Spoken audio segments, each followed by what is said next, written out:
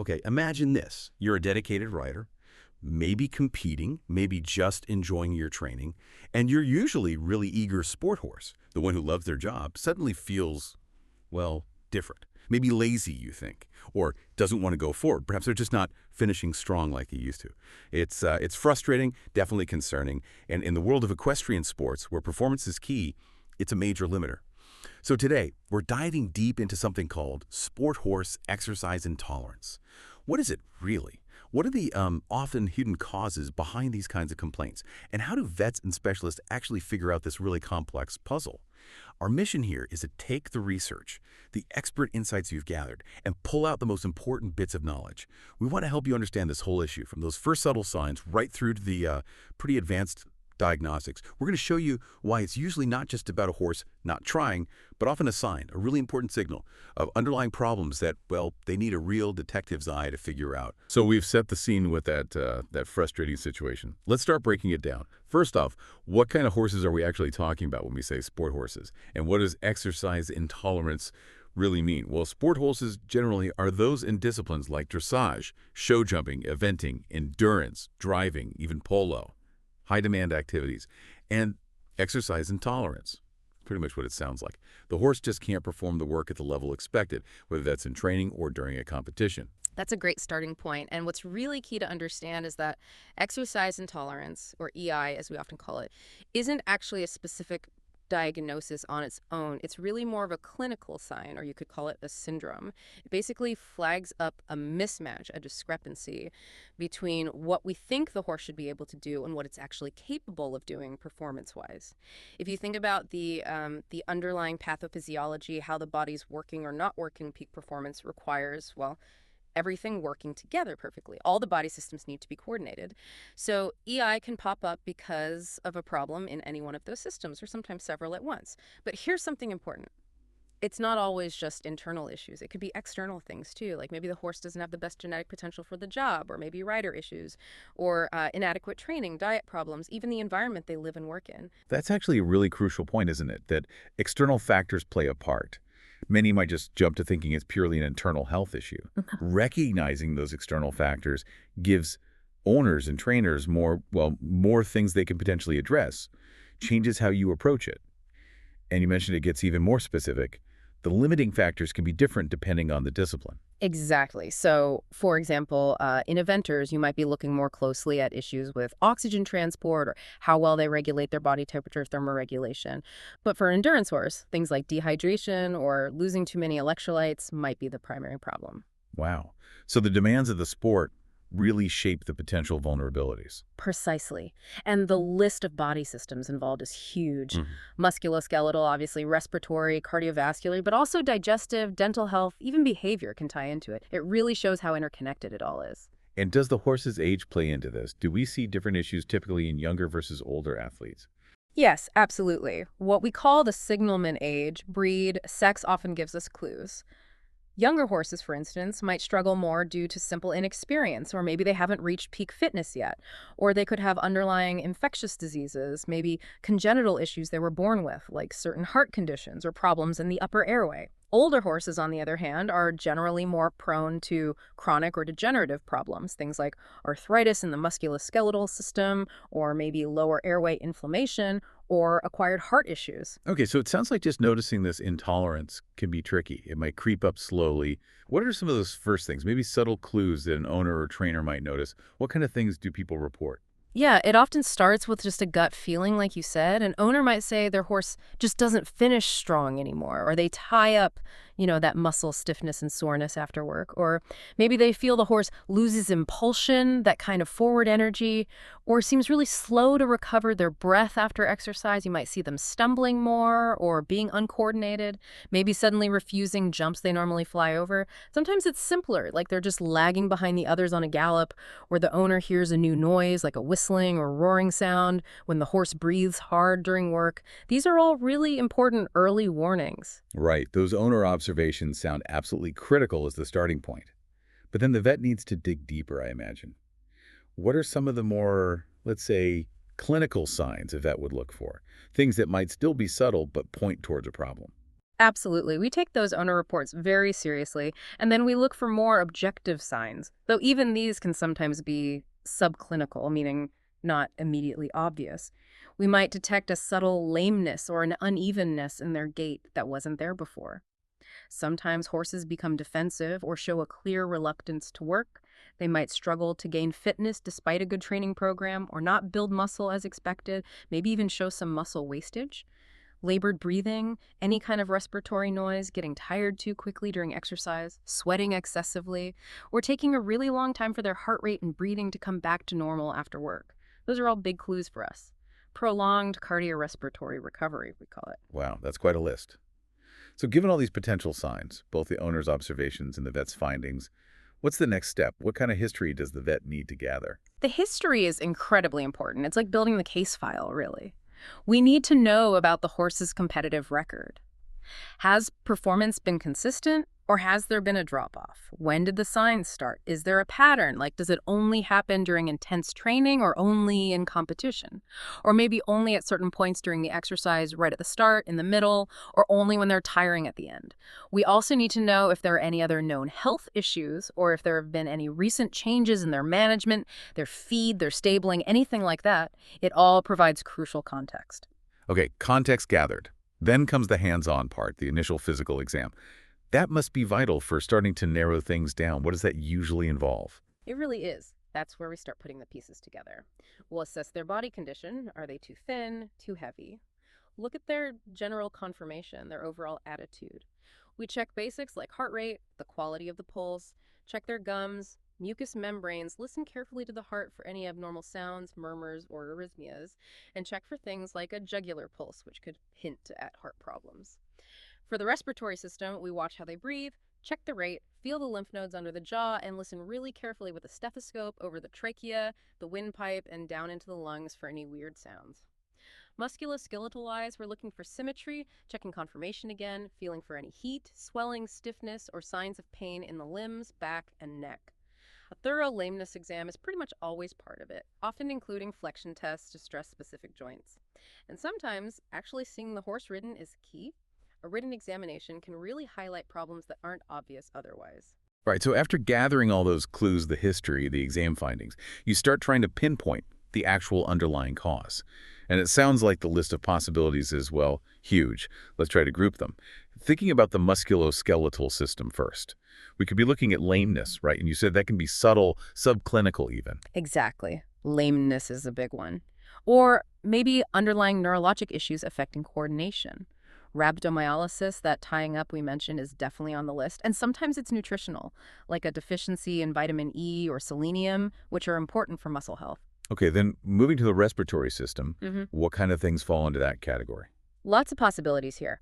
Upper airway disorders are common, and a really important one is dynamic upper airway obstruction. This is where parts of the throat actually collapse during intense exercise, restricting airflow. And here's the tricky part. Sometimes it happens without the horse making obvious roaring noise.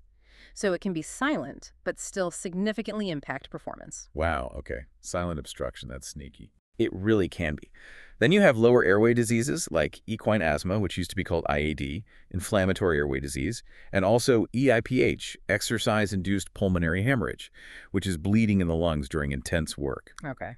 What about the cardiovascular system? Heart issues. Yep.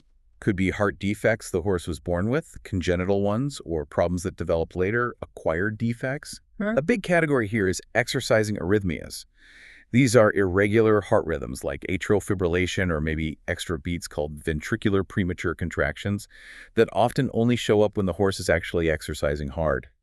They might seem fine at rest. So the heart looks normal until it's put under pressure. Exactly. And even something as simple as anemia, low red blood cells can reduce oxygen delivery and cause exercise intolerance. And the digestive system, how does that tie in? Well, an inadequate diet is a major factor. Not enough energy or the wrong balance of nutrients.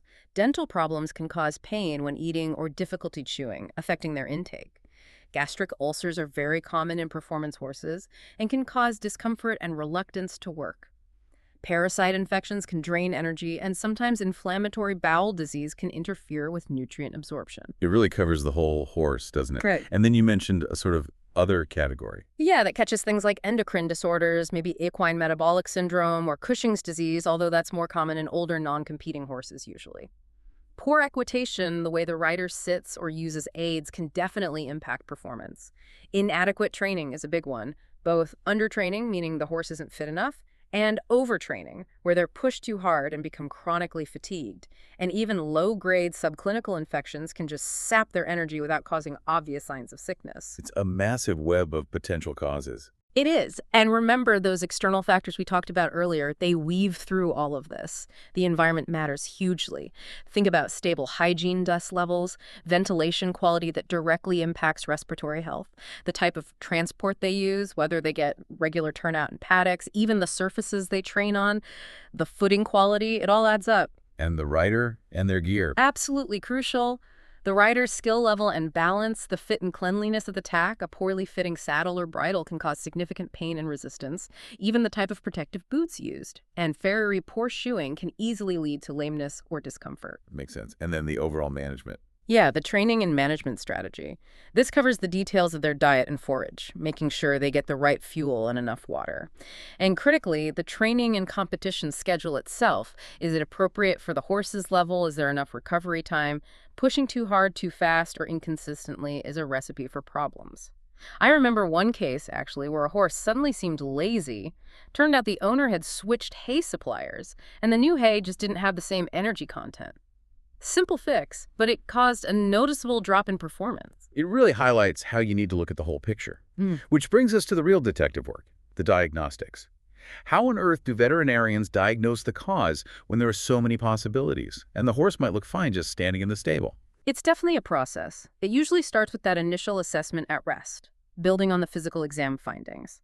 We'll run routine blood work, a CBC, a complete blood count, to check for things like anemia or signs of infection. A biochemistry panel gives us information about organ function, liver, kidneys. We'll check muscle enzymes, specifically CK and AST. If these are elevated after exercise, it points towards muscle damage or tying up. Sometimes we measure cardiac troponin I, which is a specific marker for heart muscle damage. And inflammatory markers like SAA, serum amyloid A, and fibrinogen can tell us if there's underlying inflammation somewhere in the body. And of course, we do a thorough nutritional assessment, looking at the diet history again and evaluating their body condition score. But you're right, this resting assessment often only gives us part of the story. Okay, so that baseline is important, but it sounds like the real breakthroughs often come when you assess the horse while it's exercising. Why is that dynamic assessment so critical? That's exactly right. The dynamic assessment, done either during or immediately after exercise, is frequently the most revealing part, because that's when the problems actually show up, when the systems are under stress. We might start with an exercise trial. This could involve observing the horse under saddle, doing the type of work where the problem occurs, or sometimes using a high-speed treadmill in a clinical setting. We watch their gait, coordination, effort level, listen for abnormal breathing sounds, and monitor heart rate. Okay, watching them work. What about specific systems, like respiratory? For the respiratory system, the absolute gold standard for diagnosing those upper airway obstructions we talked about, even the silent ones, is dynamic endoscopy during exercise. This involves putting a small camera, an endoscope, up the horse's nose and into their throat while they are actually working, usually on a treadmill or sometimes even while being ridden. That's called overground endoscopy. You can see the throat collapsing in real time. Precisely. Overground endoscopy is often preferred because it lets us see if the rider's position or the head carriage influences the airway function. We also often collect lung fluid samples. A BAL, or bronchoalveolar lavage, samples deep lung fluid, while a tracheal wash samples fluid from the windpipe. Analyzing these helps diagnose inflammation, infection, or EIPH. We look for inflammatory cells, bacteria, or evidence of bleeding, like red blood cells or special cells called hemocytophages, which indicate past bleeding. Okay, dynamic scope for the airways. What about the heart? You mentioned arrhythmias that only happen during exercise. Yes, for the cardiovascular system, the gold standard is exercise electrocardiography, or ECG. We often use telemetry for this. It's basically a portable ECG machine that the horse wears, which records the heart's electrical activity while they're exercising, galloping, jumping, whatever it is they do. This is essential for catching those exercise-induced arrhythmias like atrial fibrillation that might be completely absent at rest. So you get a trace of the heart rhythm during peak effort. Exactly. We might also use echocardiography, that's an ultrasound of the heart, to look for structural problems like valve issues or muscle abnormalities, usually done at rest, but sometimes immediately post-exercise too. And musculoskeletal. You mentioned blood tests, but what else? For the musculoskeletal system, checking those muscle enzyme levels, CK and AST, after exercise is key to confirm muscle damage. But if we suspect a specific underlying muscle disease, a myopathy, then a muscle biopsy is often necessary. We take a small sample of muscle tissue, usually from the hindquarters or neck, and send it off for specialized analysis. This is crucial for diagnosing conditions like PSSM, polysaccharide storage myopathy, TEX1 and 2, or RER, recurrent exertional rhabdomyolysis. Biopsy for specific muscle diseases. Got it. Are there other key diagnostics? Sure. Depending on the suspected issue, we might use advanced imaging, like X-rays, radiography, ultrasound, or sometimes scintigraphy, a bone scan, particularly for subtle lameness, where we need to see areas of inflammation or increased bone activity. And there are also specialized tests for metabolic problems or neurological conditions if those are suspected based on the signs and initial findings. It's really impressive how these specialized, often dynamic tests are so essential for nailing down diagnoses that would just be invisible otherwise. It's physiology in action, isn't it? Absolutely. You have to assess the system under the conditions where it's failing. It's a combination of careful observation, good history, and then applying the right advanced tools. So let's say the detective work pays off, a diagnosis is made. What happens next? The management must have to be really specific to the cause, right? Completely specific. There's no one-size-fits-all treatment for exercise intolerance because it's just a sign of an underlying issue. The treatment targets the actual diagnosis. So, for instance, with respiratory problems, if it's a dynamic upper airway obstruction like roaring, surgery like a laryngoplasty, a tie-back surgery might be needed to permanently open the airway. If it's inflammatory airway disease or equine asthma, the focus is heavily on management. Controlling dust in the environment, maybe changing bedding or forage, plus targeted medications like corticosteroids or bronchodilators, often inhaled. For EIPH, the bleeding, the drug furosemide Lasix, is sometimes used where rules permit, typically before races, to try and reduce the pressure in the lung capillaries, but environmental management changes are key too. Okay, and for heart conditions? For cardiovascular issues like atrial fibrillation, sometimes medications like quinidine can be used to try and convert the heart back to a normal rhythm. Another option, often done in referral hospitals, is transvenous electrical cardioversion, or TVSC, which is like a controlled electrical reset for the heart.